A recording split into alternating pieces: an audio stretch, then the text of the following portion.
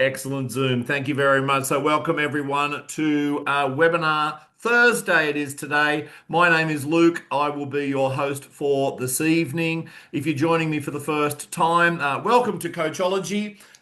This will be a very quick and productive hour, hopefully.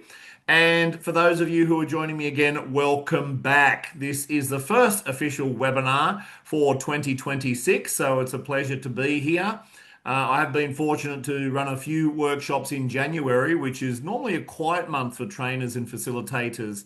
I was fortunate enough to go to Cambodia for a couple of days for a workshop over there, one day leadership workshop in Bangkok, and then recently a workshop for Mahidol University, which is one of Thailand's most popular universities. So here we are in February. Can you believe it? January, done. What happened? I don't know.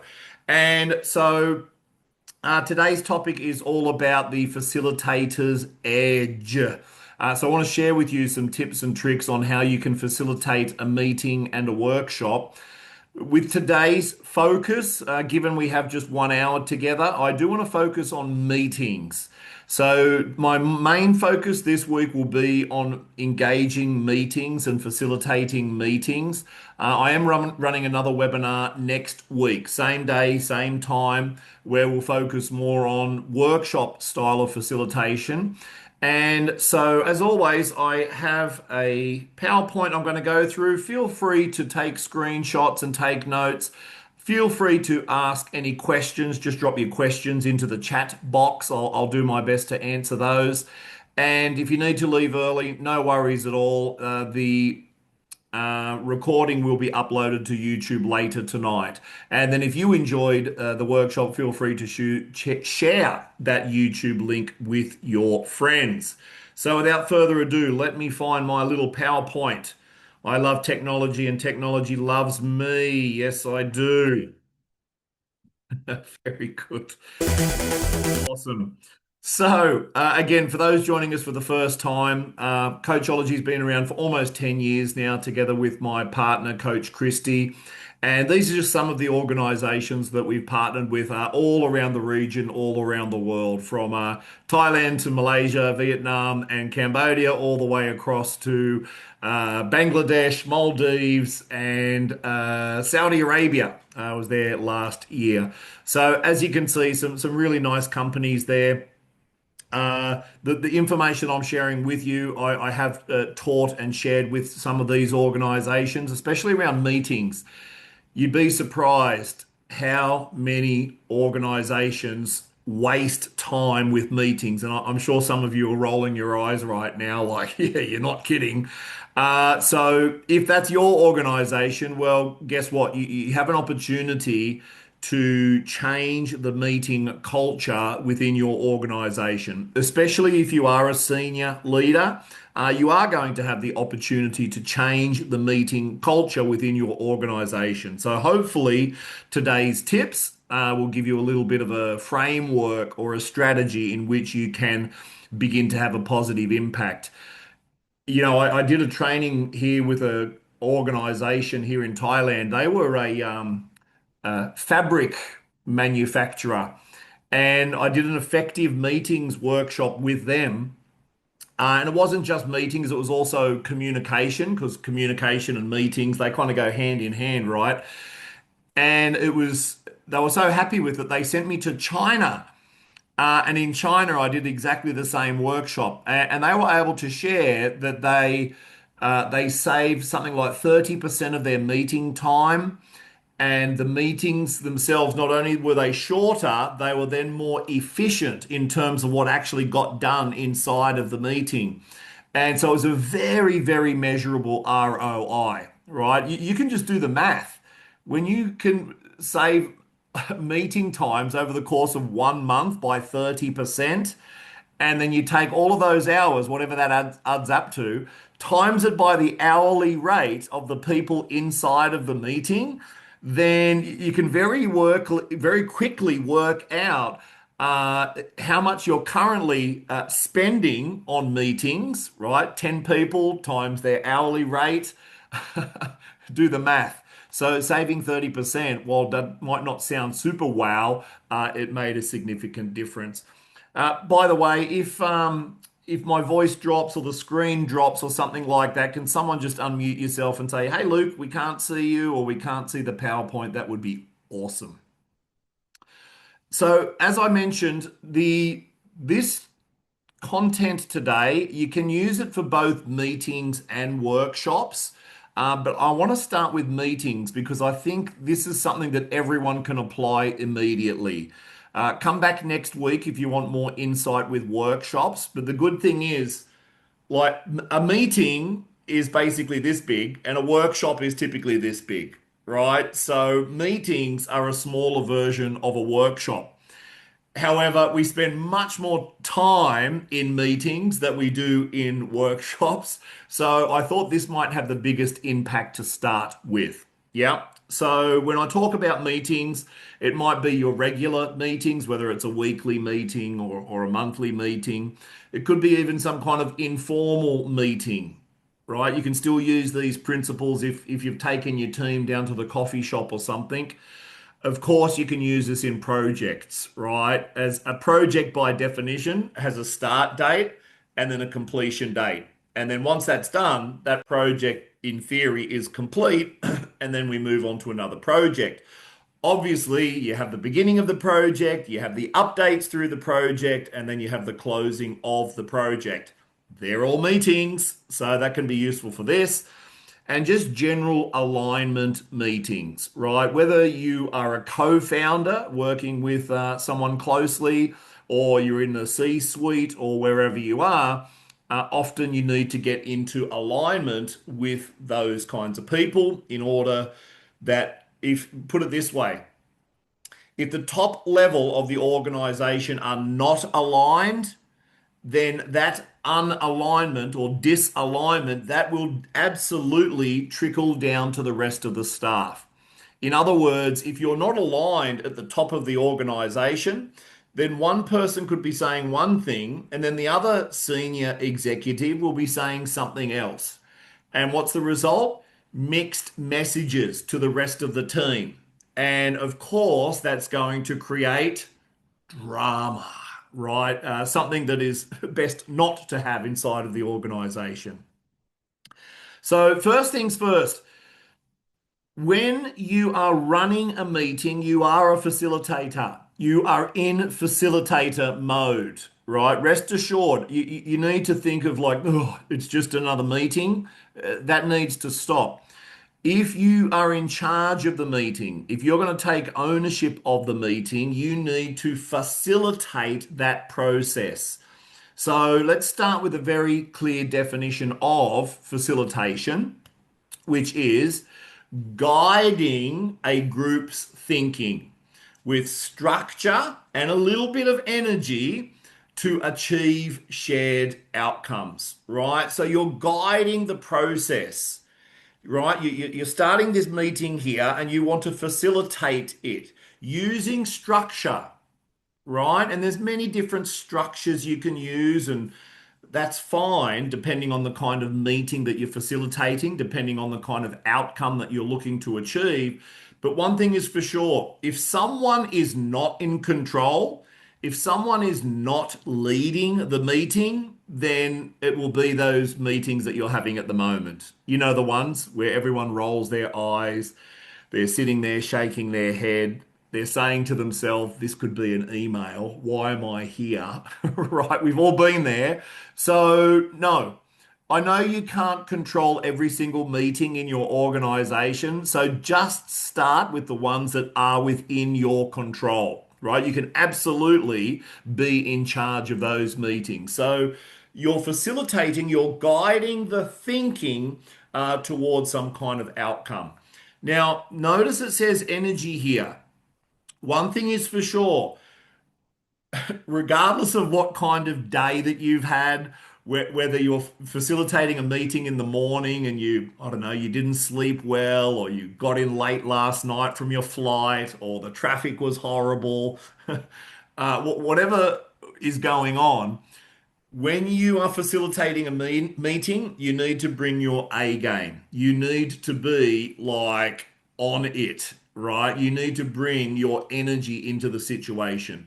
For the simple reason that if you don't, then someone else will end up taking charge of the meeting, right? You know, the extrovert, the one that likes to talk a lot, the troublemaker, the what I affectionately call the black hat kind of person, the person that says like, "Let me tell you why this won't work."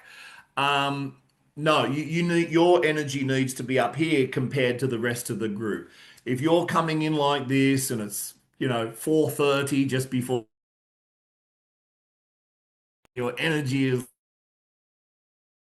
then your group will simply reflect your energy. They will be a reflection of your energy. If your level's down, then their level is down. So you want to go in, you need to do whatever you need to do to bring your energy into that meeting, right? Which is another way of saying you need to be present, right? You need to be present in the present moment, ready to adapt and adjust to the needs of the group to guide that thinking towards the outcome. So, facilitation is here's a couple of guidelines, especially when we're talking about meetings. Following a framework. Now, I'm going to share with you a framework today. It's one framework out of probably 100 that you could follow. But it is generally good to follow a system, a process, or a framework, a proven framework that works for you. So try these tools today. Try the framework that I'm going to share with you today. And if you're going to try it for a week or so, right? If it doesn't quite hit the mark on your very, very first meeting, don't lose hope. Remember, if your team have the habit of inefficient meetings and you're going to start to change that habit, they might be a little bit shocked, right? In the beginning, like they'll say, "Whoa, geez, the boss is really on it today. Wow, like they didn't tolerate any side talk,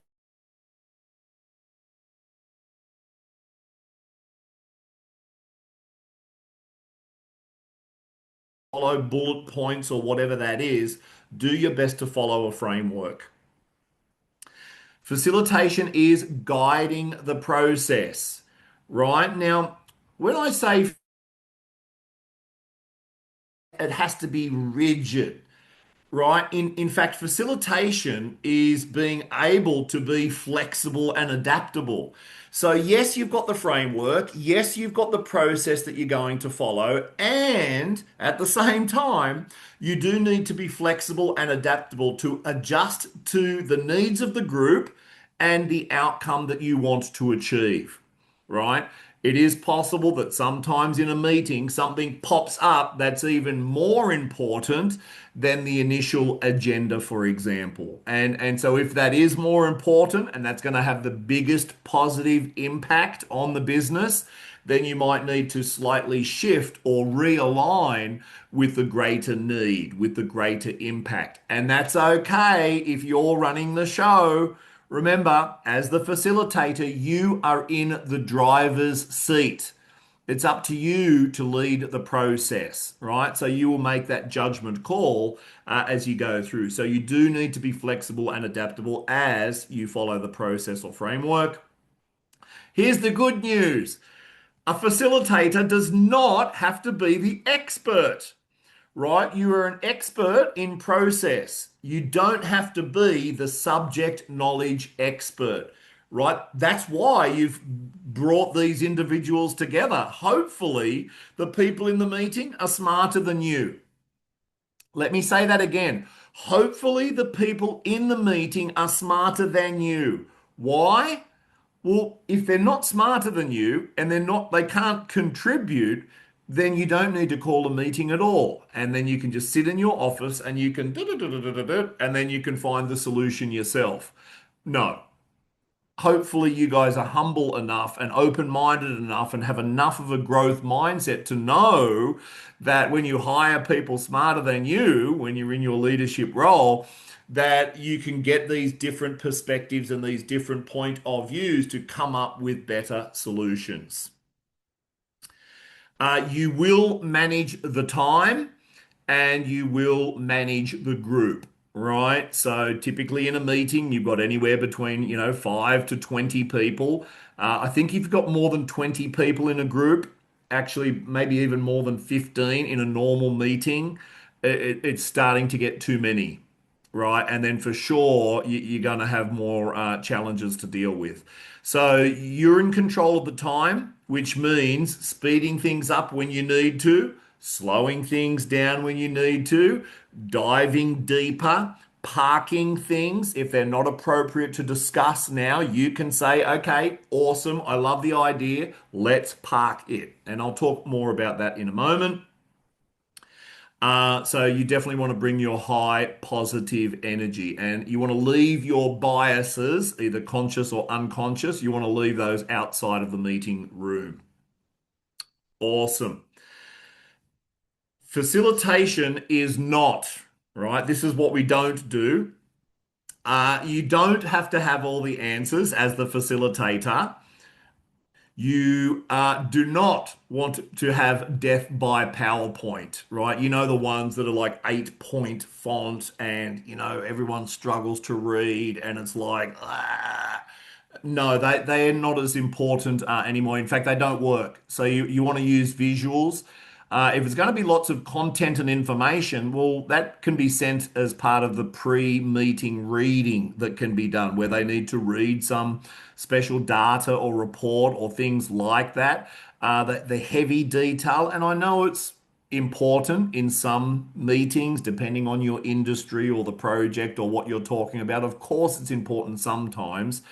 But if you've got 273 slides with all this tiny text, you're going to lose your engagement, that's for sure.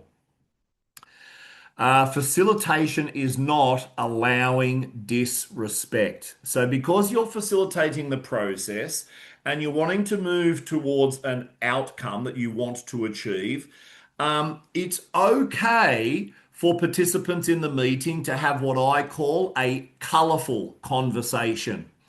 A colorful conversation is different points of view, sometimes opposite points of view. That can be okay. However, if it starts to get personal, if there's too much finger pointing or blaming, if there's too much sarcasm or passive aggressive kind of behavior, you want to stop that, right? Because number one, it doesn't create a safe environment for other people to share, right? If especially a junior staff, can you imagine? There's two staff, two senior leaders going at each other, then everyone else in the room goes like this. And they're like, they are watching the clock, waiting for the meeting to finish. They learn very quickly that it's not safe to speak up. Why? Because that person is going to chew my head off. So, yeah, as a facilitator, you can like, my favorite one is like just simply like this. Time out, time out.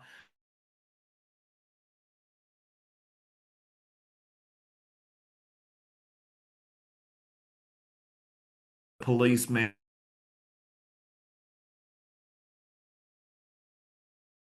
Especially if someone tries to point the finger at you, you need to have all of your emotional intelligence ready to be able to diffuse any hostilities within the group. Facilitation is not unsafe. We'll talk more about that in a moment.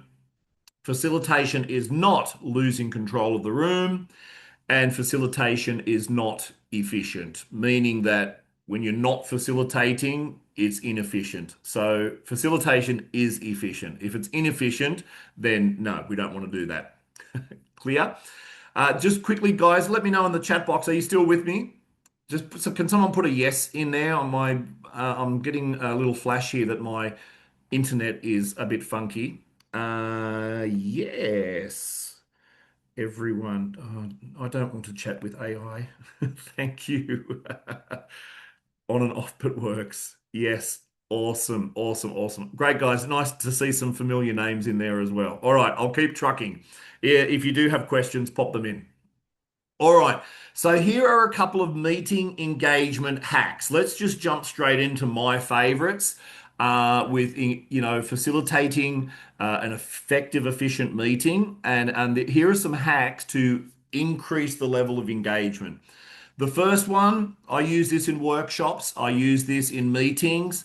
It's a pre-frame, right? A pre-frame is a linguistic pattern, which is simply a series of words in a certain order and sequence, which is a really, really simple way of saying you are sharing your expectations in advance, right? That you want them to engage, you want them to ask questions, you want them to answer questions and share.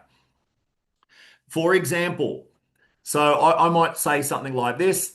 Thanks, everyone. Thanks for being here on time. The purpose of today's meeting is we want to brainstorm about that thing that happened last week. And during today's brainstorming session, I expect everyone to contribute. I want all the ideas that you've got. Good ones, bad ones, ugly ones. There are no bad ideas. There's no judgment here. This is a safe space, and I just want everyone to share. That's my expectation. We've got 30 minutes. Is that clear? Fantastic. And then that's a pre-frame. You're simply sharing your expectations in advance to keep the participants moving. And I found when I do this in workshops, when I it can be a little bit longer. It works, right? It puts everyone onto the same page. Quick win. So again, we're talking about engagement here. So you can do this at the beginning, you can do this in the middle, you can do this towards the end if the energy is dropping down. This one is typically done towards the beginning. Quick. Okay, everyone. Either everyone, if it's a small group, or you can randomly pick 3 or 4 people. Week. Tell everyone a quick win that you had last week. Right? Maximum 30 seconds per person. It's a very, very good way to get the energy up. When I do this in a workshop setting, before I get the teams to share about the challenges that they've had in the last 6 months, I get them to talk about the wins that they've had in the last 6 months. That massively gets the energy up. And it's fun, right? They talk about the wins, everyone feels good, everyone feels positive. Then I can say, so it's a much safer environment, a bit the challenges. So what is a win from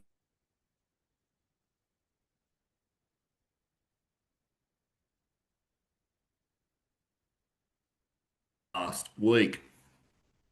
Brain writing. So not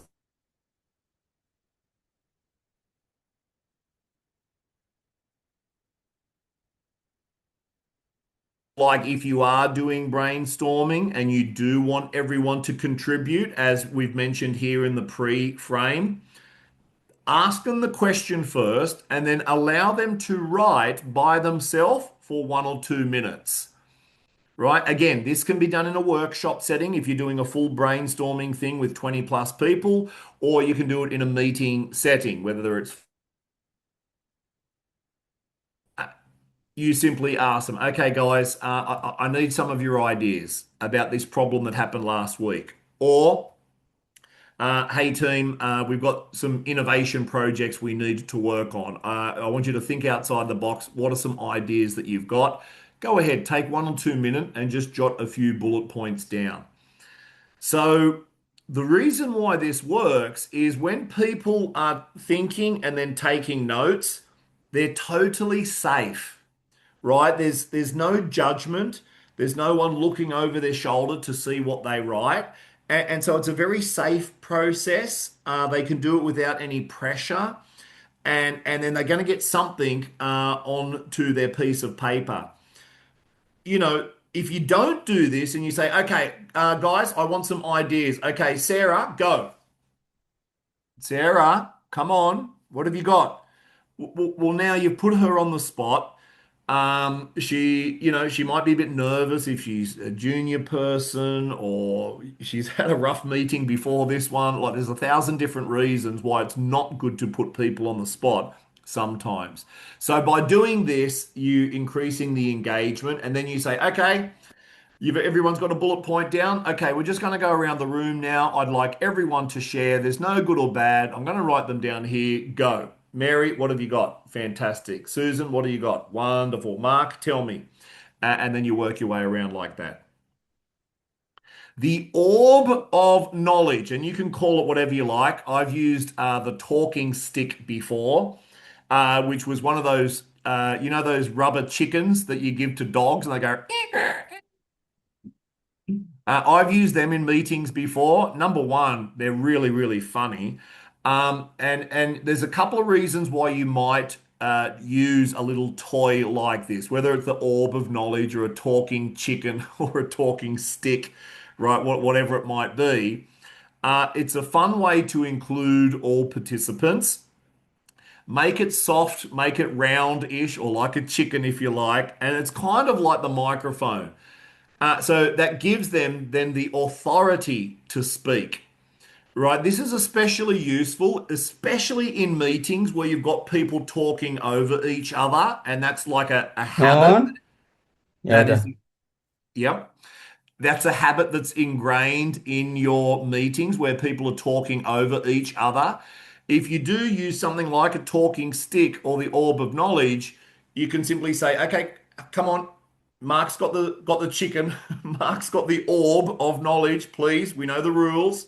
And then it allows that person to articulate their thoughts, right? It creates better respect, mutual respect. It acknowledges the psychological safety. Keep it soft. Don't use rocks, right? Rocks can cause an injury.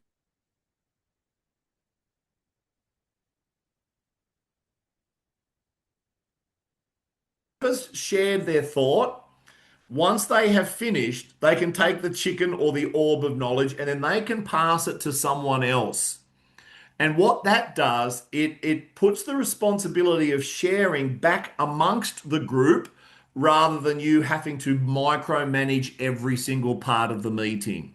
And it's actually fun, right? Because so when someone passes it, and in workshop settings, I just do it with the microphone and I say, okay, once you've finished sharing, you can choose anyone, right?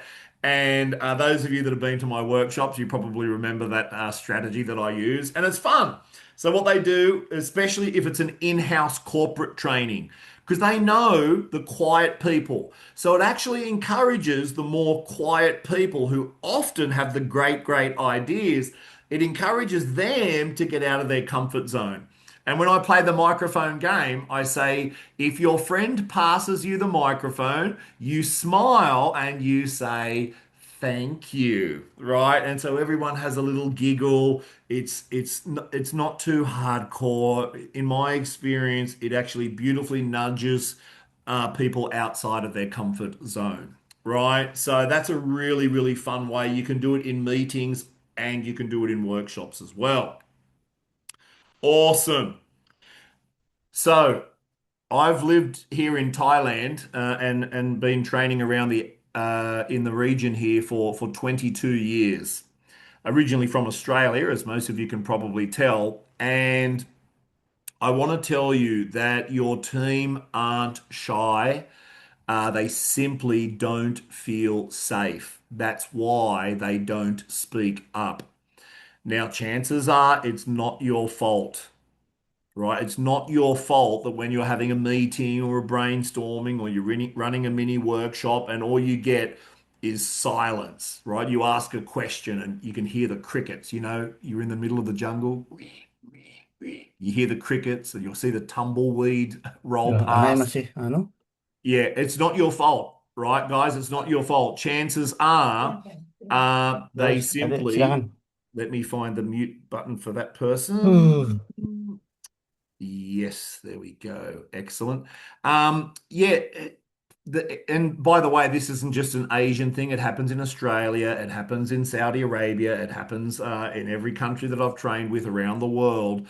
It's not that they're shy, that they just don't feel safe. And a lot of times that comes from the education institutions in which they studied, starting in primary school, building more in high school, and then, of course, happening in university as well.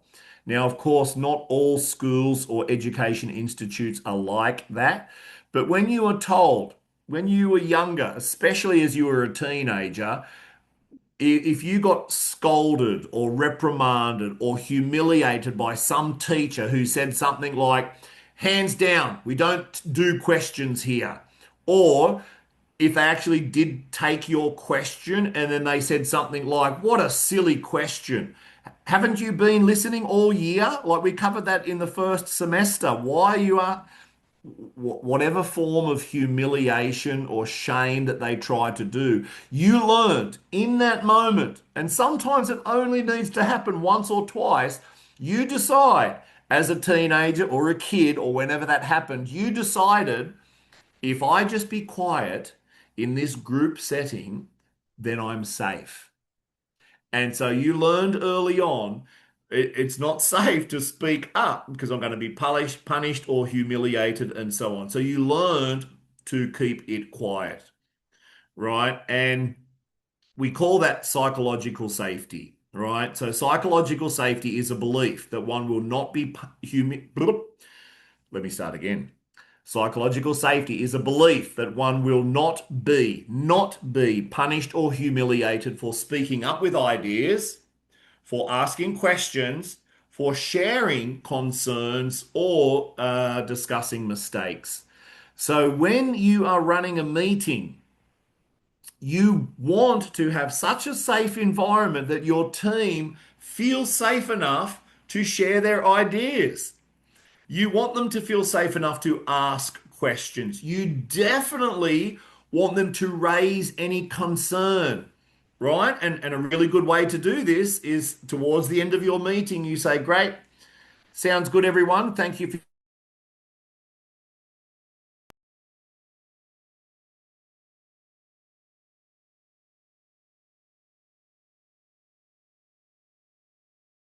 about completing these actions. And if you've created a safe environment, then you will get someone in the early days that might look like this. I have a concern. You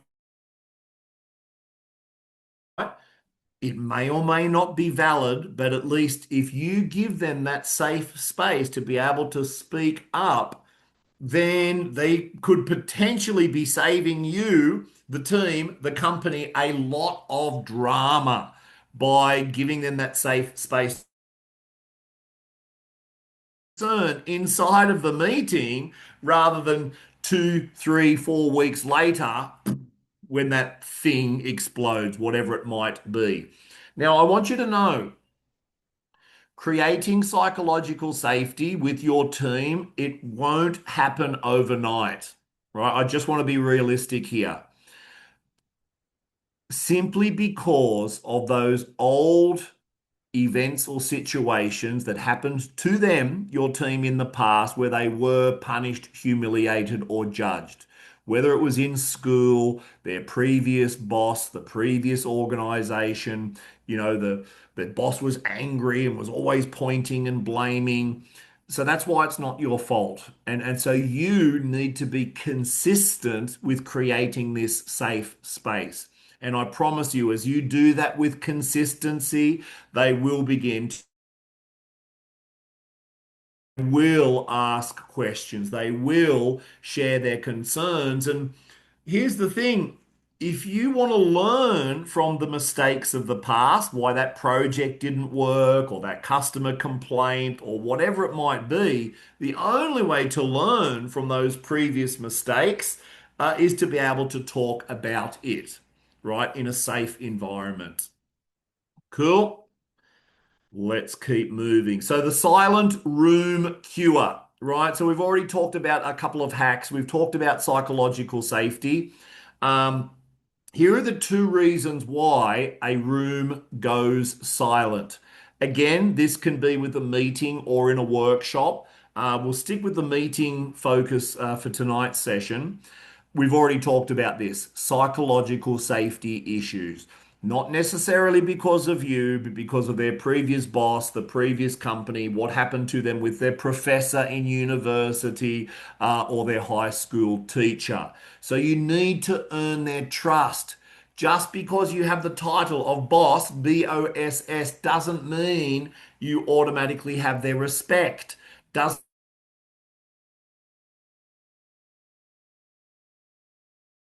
that respect these days. So do whatever you need to do,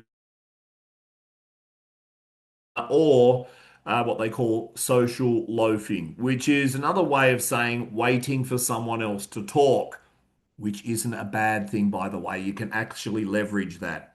So create a safe space. This is a preventative measure that you need to repeat every single time that you're running a meeting. No judging, no blaming, no humiliating, no finger pointing, right? You're there to solve the business problems, not make people feel bad.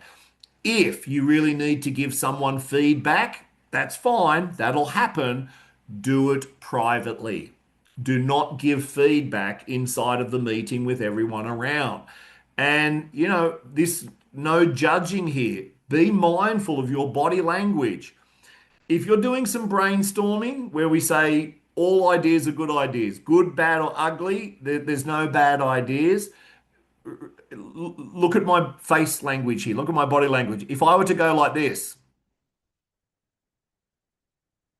well, that's a judgment. Okay, I didn't say any words, but that eye roll, that shake of the head, well, people pick up on that. And so, what would happen is if someone sees that, they'll be less likely to share next time.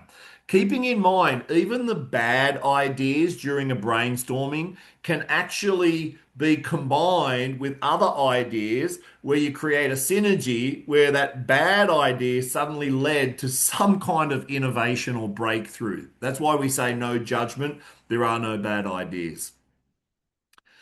Ask directly. So, following on from your pre-frame, so remember you do the pre-frame at the beginning, saying that you want everyone to share. Then you might work your way around the table. All right. So, instead of saying, okay, who would like to share? Then you say, okay, all right, starting in no particular order, Frank, go ahead. Share, please. And that's okay because you've shared your pre-frame that you expect everyone to share. Right? And so that can be absolutely okay. Or you can get creative. You can roll a dice. Number five. 1, 2, 3, 4, 5. Okay, John, what's on your mind? Tell me, John. Use humor when appropriate, right? Of course, it's not always appropriate. And I find I use it in my meetings, I use it in my workshops. I find that it works. I might say something like this, and this happened just the other week. I was running a workshop on a Friday in Bangkok. I know that everyone wants to get out a little bit early. And in fact, we'd already agreed to leave a little bit early. And they even said, let's have a shorter lunch so we can leave a little bit early. And I remember asking a question, silence. So I said, the sooner someone gives an answer, the sooner we can leave, right? And of course, that everyone had a chuckle, and then someone put their hand up, right? So just be appropriate with it. If you need to terminate someone, probably not a good time to use humor. Now, coming back to B here, leverage the talker. So, usually in each group, you do have one or two people that like to talk, right? They might be an extrovert, they might think they're the smartest person in the room. That's okay. From time to time, you can lean on that person and say, John, I know you've got an idea, share it with us, please. So many times, just by someone breaking that ice, that will uh, create that safe space for other people to share. So don't be afraid to leverage that from time to time when you need to. Okay, any questions at the moment? No questions? All right, I'm going to keep going. Open-ended questions. So, as you ask open-ended questions, it's going to encourage people to talk. If you asked closed-ended questions, then you'll get a yes or a no or just a head nod, either like this or like this. So, whatever your topic is, use your AI, use your chat GPT or whatever.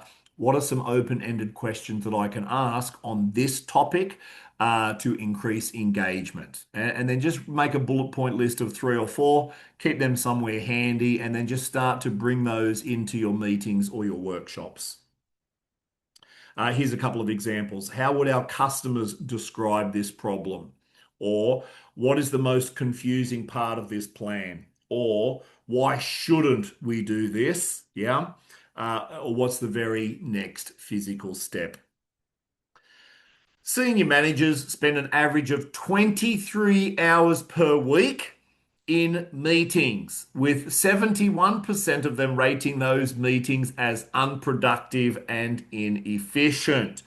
So, what does that do? The math on that? That's nearly 5 hours a day. Oh my goodness! If that's you, I feel for you.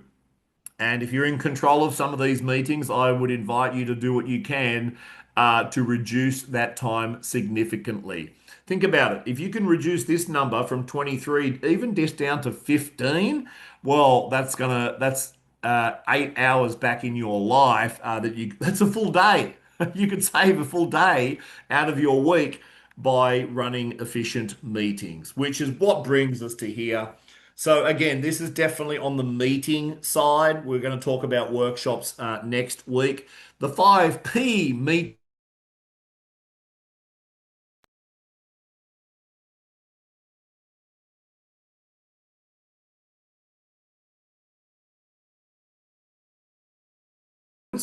This is one of those structure framework that I won't really know if it works. So I would just invite you to try it out and see if it works for you. Now let's have a look at the details. So let's start with purpose. So know your clear purpose and your outcome for the meeting and be able to articulate that clearly. In other words, communicate that to the other humans. When you are clear on why you want the meeting, and this is what purpose is, the purpose is the why. When you get clear on the why, it will help you to choose the right people and to choose the right timing for the meeting, right? Does it need to be a 60-minute meeting? Maybe you can do it in 30 minutes, maybe 45 minutes, right? And so once you know why you're running the meeting, it just helps the clarity big time. Also, when you know the why, the purpose of your meeting, you'll get very, very clear on the outcomes that you want to achieve. So, this is why we're doing it, and this is what we want to achieve by the end of the meeting. This is the outcome, and this is why we want it. These two are kind of interconnected, yet they're also a little bit separate. Yeah, and just to be crystal clear in your own head first, you've already improved the efficiency by at least 15% in your own head. Then, as you communicate this clear message to others, then you get your extra 15%. Also, when you know your why and you're clear on the outcome, now you'll know your bullet point agenda to get there. What are the important topics to discover? Again, here's this pre-frame again, right? So pre-frame your expectations, such as, okay, guys, we have 30 minutes. Be prepared with your data, your examples, your ideas. I expect everyone to contribute, right? Again, this is setting your expectations in advance. Now, you can share your expectations. You can do your pre-frame before the meeting, and then you'll do it again at the beginning of the meeting. All it does is create alignment and clarity, right? It takes literally 20 seconds to express these pre-frames. Everyone be on time. If you've got someone who's consistently late to your meetings, have a one-on-one with them and tell them that it's no longer okay, right? It sends so many of the wrong messages when people come late, that it's just like not cool, right? So make sure if you've got someone consistently coming late, have a one-on-one with them separately. If everyone has to wait for that person to get there, just so much disrespect. So, when you know your purpose, including the outcome for the meeting, and your agenda can happen in here as well, right? You can start mapping out your agenda. Communicate that very clearly in your meeting invitation, right? So most of you are using whether it's Teams or Google or some other scheduling thing. Um, Communicate the purpose and the outcome and the agenda beforehand and at the very beginning of the meeting as well. Again, it takes less than 1 minute to share the outcomes, the purpose, and the agenda. It takes less than 60 seconds, and it will massively improve your efficiencies. Here are some examples. Right. So you might need, here are some kind of examples where you can start to begin to think about how you want to structure your meeting. Because remember, you're facilitating the meeting, you're in control. So the decision maker purpose. A weak purpose or a weak agenda as you're sharing it. Let's discuss the Q3 marketing budget. That's a little bit weak. A stronger purpose would be the purpose of this meeting is to finalize and approve the Q3 marketing spend so that the team can execute vendor contracts by Friday, for example. Again, it's okay to use a little bit of extra words here to be crystal clear on what the meeting is about. That because you know you've been there, you're sitting in that meeting and you think to yourself, why am I here? What are we talking about? So automatically we have this negative bias about that meeting that we're going into. Why? Because there was probably no clear purpose, outcome, and agenda shared before the meeting started. So you're literally walking in there with zero idea. And so if you multiply that by the 10 people in the room, oh, there's a certain energy with that. The problem solving purpose, right? Let's talk about the decline in customer retention. I think we can do better. Our goal is to identify the top three technical friction points causing churn, which is losing customers, and assign owners to solve them. The brainstorming purpose. Ideas for the company retreat. I mean, these sound okay and they can be clearer.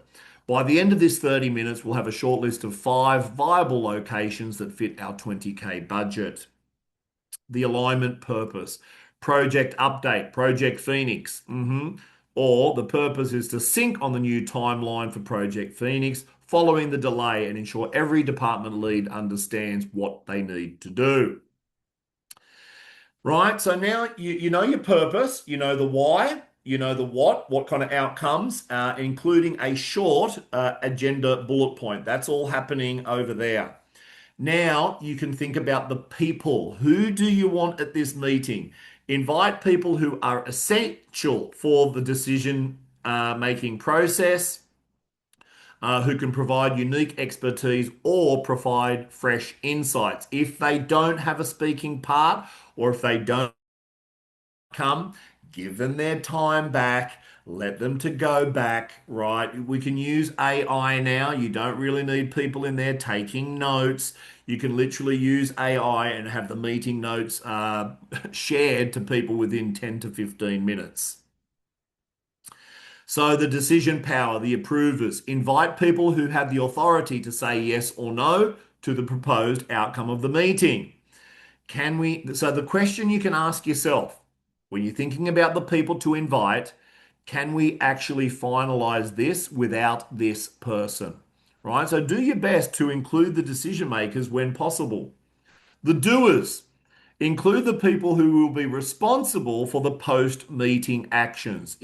And by the way, these doers, the people that are really good at getting stuff done, If they're not involved in the why are we doing this or the how are we doing this, then you'll probably get some kind of friction. So even though they're really, really good at executing, they still need to be a little bit included in those higher levels of why and how in order that they can contribute to that part of the process. Because if they're fully aligned with the why and the how, they will hit the ground running. Yeah, so consider that. Who can actually get this done once we leave the room? And the unique expertise, which could be subject matter expert. It could be someone in a totally different department because they have a fresh perspective, whoever you like. So invite individuals who possess specific data or context that no one else has. Avoid inviting representatives from departments if they don't have the knowledge. If they can't contribute, they don't need to be there. Yep, and that's how you can ask the question. Okay, so you know the purpose, right? You know the agenda, you know your outcome.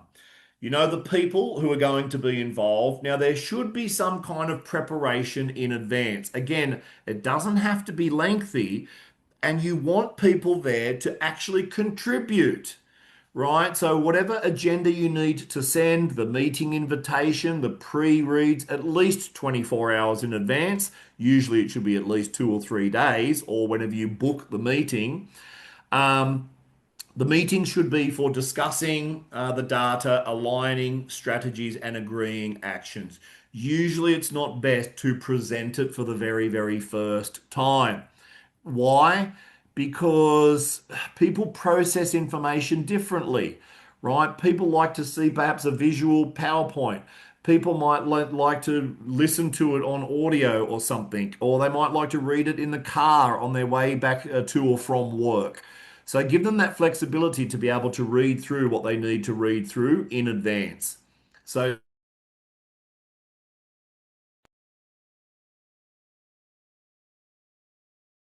data collection, report generation required before the meeting. Ensure that you are prepped to facilitate an engaging, efficient, and effective meeting. So make sure you've got your own pre-work done. Make sure you got your bullet points done. Make sure you got your framework lined out. Just make sure you've got your energy right, ready to go. Now, participation, right? So facilitate the room. If someone is being too quiet, pull them in. If someone is dominating, pivot the conversation. Active moderating prevents this meeting fatigue, where everyone starts to talk to themselves about how much of a waste of time it is. So start with the things that we've already covered, right? Make sure you do your pre-frame, create that safe space. You are in control, right? So sometimes you need to call that time out. Some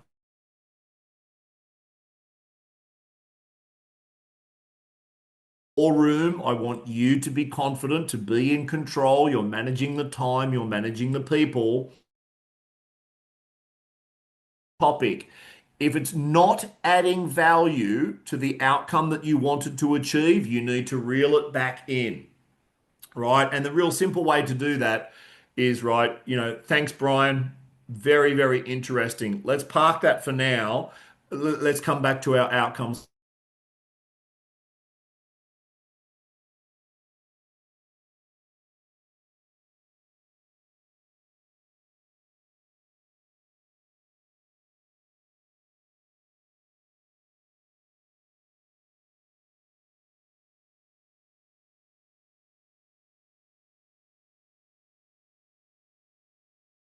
there. Right? So remember, they're not sharing, then give them their time back. You're literally saving the company um, whatever their hourly rate is, $100 an hour, whatever it is, you're saving that money and they can be doing other more important stuff. They can read the meeting notes if they need to. And then the final P are the post-meeting action. So never, ever, never, ever, ever leave the room without a next steps agreed and acknowledged. This ensures that the meeting actually results in progress, not just another meeting. Isn't that like really annoying? You get to the end of the meeting and everyone is like, oh, geez, that's an hour. Okay, look, oh gosh, we didn't quite get there today. Can we schedule another one for next week? We need to review this again. We ran out of time today.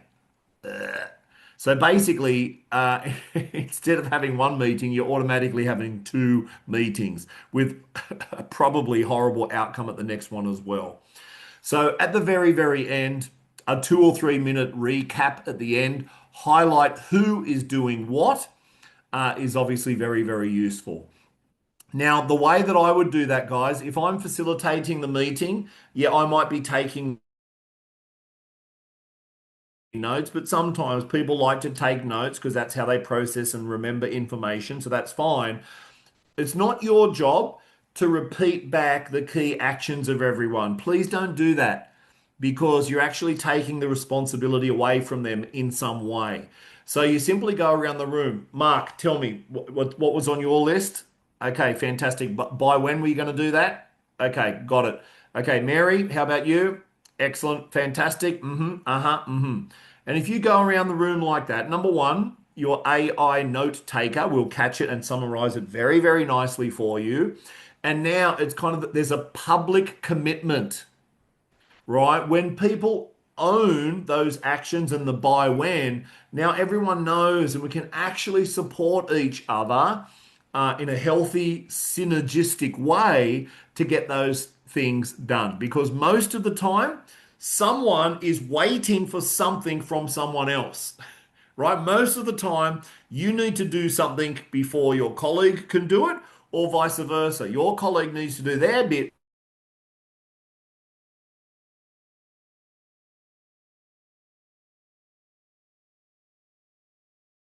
assume the meeting participants need know what they're doing next. Now, eh, they're not children, right? So this level of accountability is not about micromanaging. It's the opposite, in fact.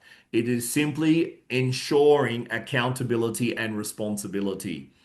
With your AI, you don't need to be taking notes anymore.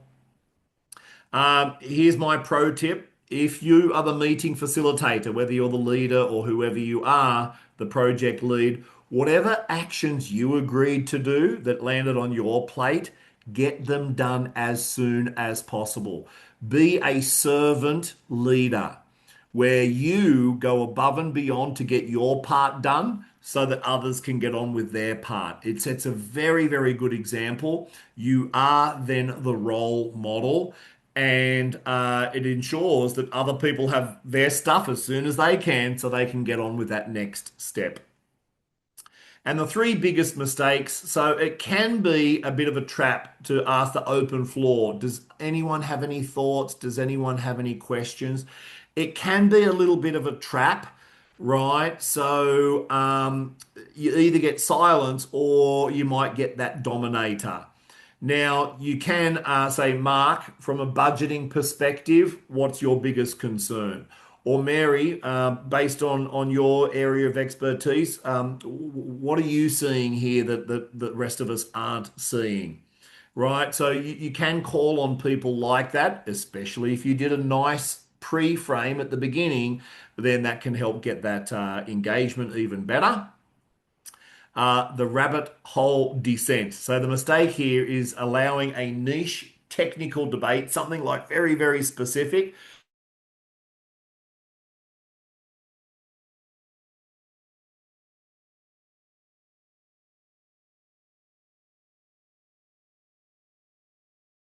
so you can use that parking lot. Critical detail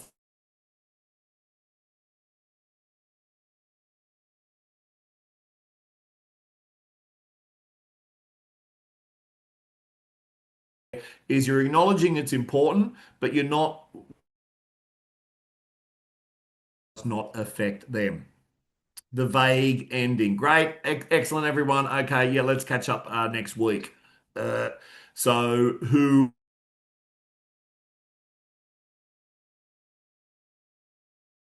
actions and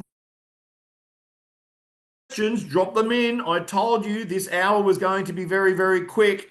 And if you liked tonight, you will like this one even more. It's called the Facilitator Training Program. It's the evolution of your traditional train the trainer program. And it's only 2 days. That's right, 2 days. And during this facilitator training program, you'll discover the facilitator's code. This is the framework that I use whenever I'm in a facilitator mode, running workshops with international clients all around the room.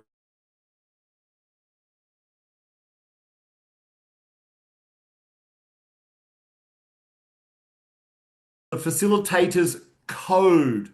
So, in this program, you'll learn how to create your presentation. You can take your ideas, you can map it out following a proven structure that I built based on my 10 years as a professional master coach and facilitator. You'll be able to create your presentation to be able to share your ideas. I'm going to teach you how you can take your confidence from here to here by owning it fully. By owning it, I mean to be confident. So you can answer all of the questions, you can deal with the troublemakers, you have that peak emotional state so that you're able to fully own it and that create that authority that is needed when you're in facilitator mode.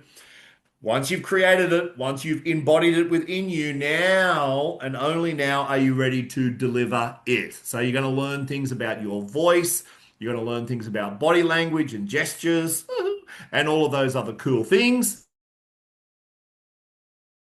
at an even higher level. So, what are the best practices for dealing with troublemakers? Or when you get a tough question and you don't know how to answer it, you'll discover that in this program.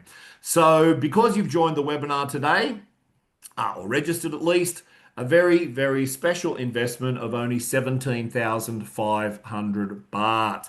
You can see the dates here, 21 to 22 of February, 9 a.m. to 6 p.m. at Valiant Hotel, Bangkok. So if you're outside of Bangkok, you can easily come up and join us for that. Arrive on the Friday night, and you can probably get the last flight out on the Sunday to get back home for work. So I'm going to email the details of this. I've also got another awesome program coming up in March. It's the NLP Leadership 4-in-1 certification. When I started my facilitation journey, this was the program I learned first. It's 5 days packed full of communication tools, tips, and tricks for your personal and professional growth, for your leadership, and to be an awesome, engaging presenter and facilitator as well. Special investment, of course, only 50,000 baht, and we have monthly payments if that's better for you. So awesome. If you'd like to connect with me on LinkedIn, please feel free to do so. I would love, love, love to chat with you somewhere, sometime. Much as I did, and I would love to welcome you next week. We have another webinar at the same time on the same back channel here. Great to see you all. Thank you for the familiar faces and the big smiles there. Mwah! Ooh la la. Love you guys, and I hope to welcome you to the FTP Facilitator Training Program in Feb or NLP. Until then, stay cool, stay awesome. Good luck with your meetings. Let me know how it goes, right? Try it next week and send me a little message and say, oh my God, it was amazing. I would love to hear what worked for you. Until then, guys, ciao, ciao. Take care.